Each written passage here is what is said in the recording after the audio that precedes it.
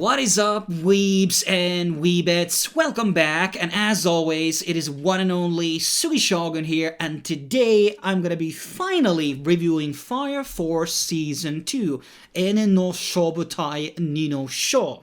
And yeah, this review is like 4 weeks late, and Christmas turned out to be a pretty busy time for me, so sorry for the delay, but hey, better late than never. And I really want to talk about this show in general because I do feel that it's quite underrated. And this is really also the case with Soul Eater, which is from the same creator. And I think both of these shows are not necessarily recommended and loved by the shonen community as much I think they should have been, and I can't really exactly pinpoint the reasoning for that because both animation wise these two shows are pretty amazing, and our direction of the characters, how they look, are very unique and they stand out from each other, more so in Soul Eater though than in this one. But in general, I just feel like it's a very unique two types of settings and the world and everything, and I don't think there was ever any problems with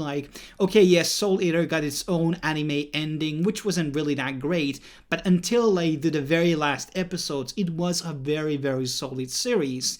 And when it comes to actually Fire Force, it is following the manga pretty faithfully to my understanding, what I've been reading. And yes, this review will include some references to the first season and might have some minor spoilers about season 2 as well. So, in my opinion, as it seems to be that the Mal community for once in a lifetime agrees with me as well, the season 2 is better than season 1. I think that's pretty much a good place to start from.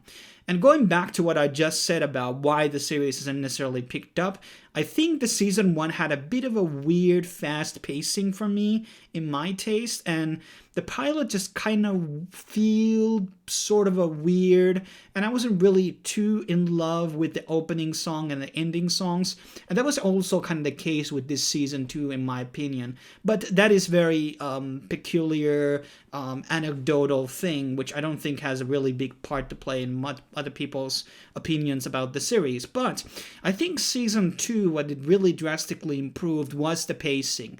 It felt that it wasn't moving too slow or too fast at any points. And as I just said, season 1 had parts in the beginning especially which were way too fast, more my liking.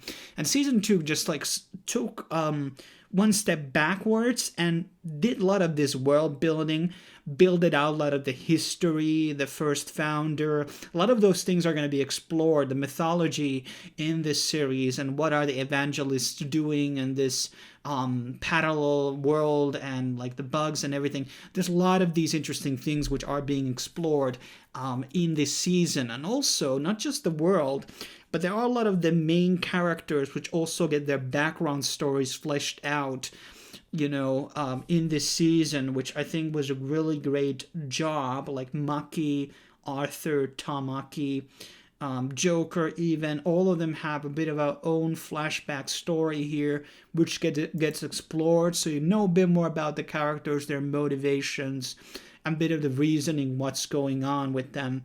And I think that was really done great. I think the midway of the season is where it's really peaked for me, maybe episode 8 and onwards was really exciting for me. This arc where one of the new pillars is basically introduced, or 2 new pillars are introduced basically. I think both of those were really good parts. And then it kind of ends on a sort of a cliffhanger in the very ending of the season. But when it comes to the animation and the action, it is on the same level as the first season was, which was great. I mean, very action-packed, very artistic style, similar to the original designs of the manga. So I think it goes pretty damn close to what we call a perfect adaptation. And I don't know exactly what I would improve about the show. I would obviously love to have a bit different style of a soundtrack.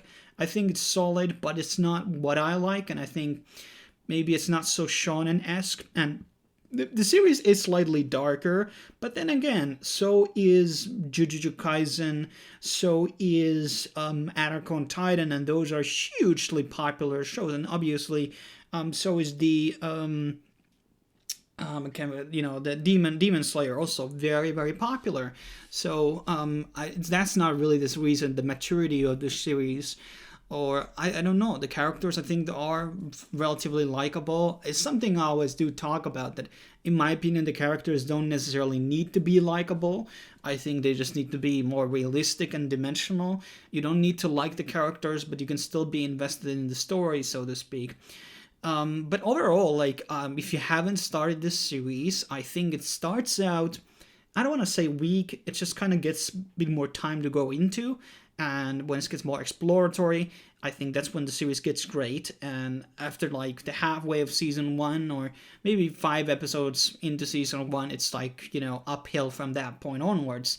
And I didn't feel like season 2 had really any weak points to it, outside from the opening songs and stuff like that. And yeah, I mean, some of the arcs are really kind of short, which is interesting to me from a writing perspective, because I don't think that was really the case with Soul Eater. I think the arcs were considerably longer. I could be remembering that wrong, but I mean, this is a good shonen series, and if you are not watching this, you are missing out, in my opinion. And yeah, there's a lot of ecchi service there and there. Maybe it's a bit overtly done sometimes, but then again, it's something that kind of exists on every shonen these days, so what can you say? But thanks for watching for the review. Make sure to subscribe, like it, share it, and obviously leave your comments. Did you like season 2 more than season 1? Or vice versa, etc. Now, I'll see you guys on the next video.